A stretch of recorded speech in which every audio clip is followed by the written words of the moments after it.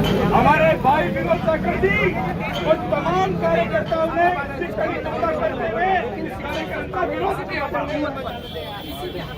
लेकिन तानाशाही भाजपा सरकार, आरएसएस की ये गुंडे और इन तमाम लोगों ने, ये प्रशासन जो कठपुतली का काम करता है, इन्होंने मिलकर के हमारे साथियों के ऊपर, हमारे क्रांतिकारी वीरों के ऊपर लाठीचार्ज करने का काम किया। आरएसएस के जो गुंडे थे, हाथ में उनके फरसे, तलवारें और त्रिशूल उनके पास। अरे भाई, किसी का मर्डर करने आए थे, किसी की हत्या करने आए थे आप लोग। भाई हमारे बिलाड़ा निवासी जोधपुर के रविंद्र जी, उनके साथ बेरहमी से मारपीट की गई।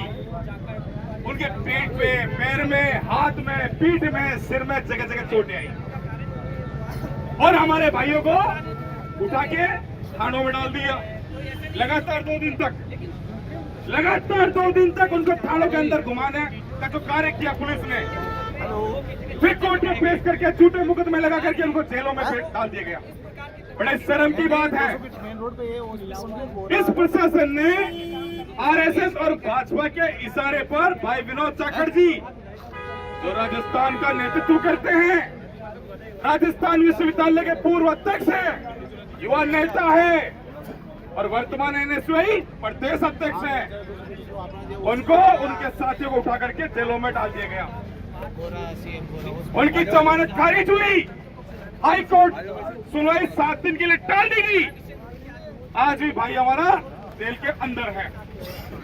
बड़े शर्म की बात है, शर्म की बात है कि भाजपा सरकार कभी नहीं चाहती कि युवा नेतृत्व आगे आए।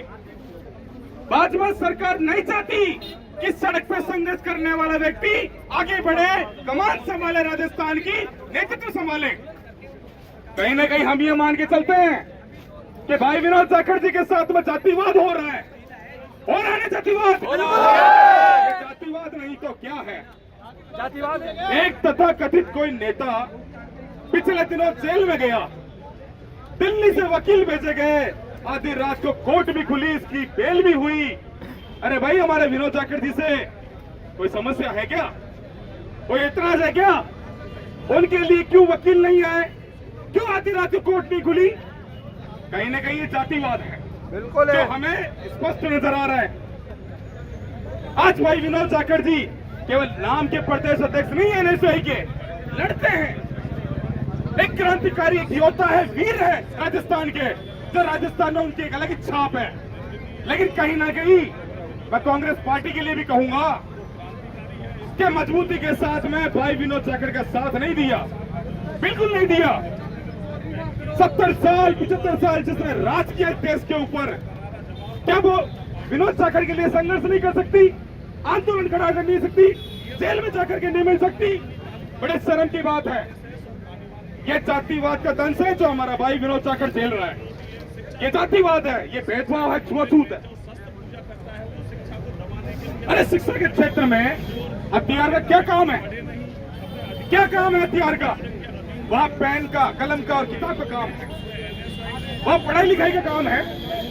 ये हथियारों की कहां जरूरत हो रही है, कहां शस्त्र पूजन की जरूरत हो रही है? और हमारे भाई ने क्या गलत किया, विरोध किया? तो आज पूरे प्रदेश के अंदर विरोध है इस चीज का। और आरएसएस कभी नहीं चाहती, कभी भी नहीं चाहती कि कोई दबा कुचले, कि समाज का व्यक्ति, ये धरातल से उठ करके आने वाले युवा, ये कभी आगे बढ़े। ये सत्य है।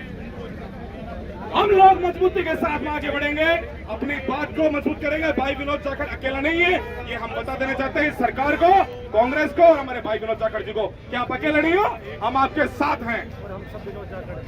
विनोद जाखड़ जिंदाबाद।